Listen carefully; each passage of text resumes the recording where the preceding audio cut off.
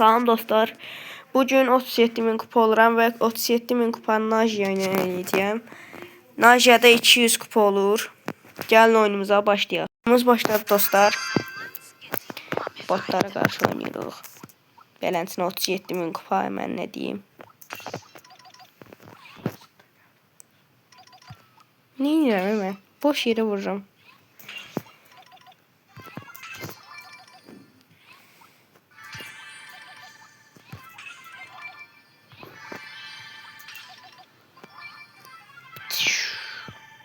Oturuq. Gedirik başqa yerlərə.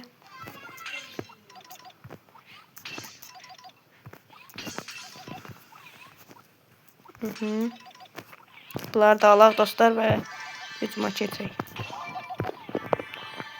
Bunlara öldürək. Bunlar. Aha, son 2'ye qaldıq və ölmək üzrəyik. Qaz bizi öldürür da az qalsın.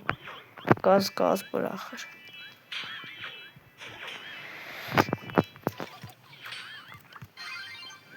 Və aksesuarı mən haraba atdım. Bax bir bot da olsa başa düşür. Başa düşür ki, Hasan gəlməlidir, Hasan getməlidir. Bu nə deyə botlar bot deyil elə bir.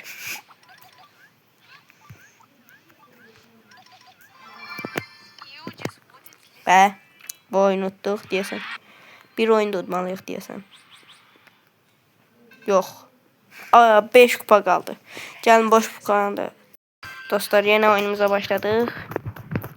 Bu oyunu da udaq və 37.000 kupa olaq axır ki.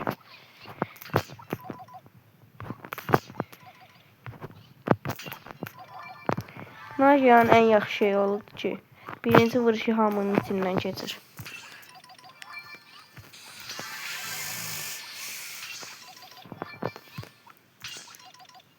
Botlar burada özü üçün gəlir. Mən burada yükümü qırıram. Heç kim eləsin vecində deyir.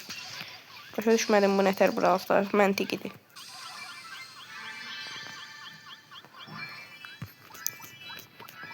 Doğrudan da buraxsas məntiqsiz oyundur.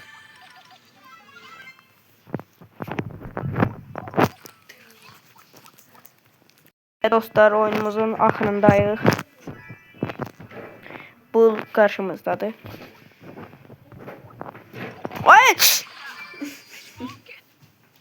Bu bot 4 hə?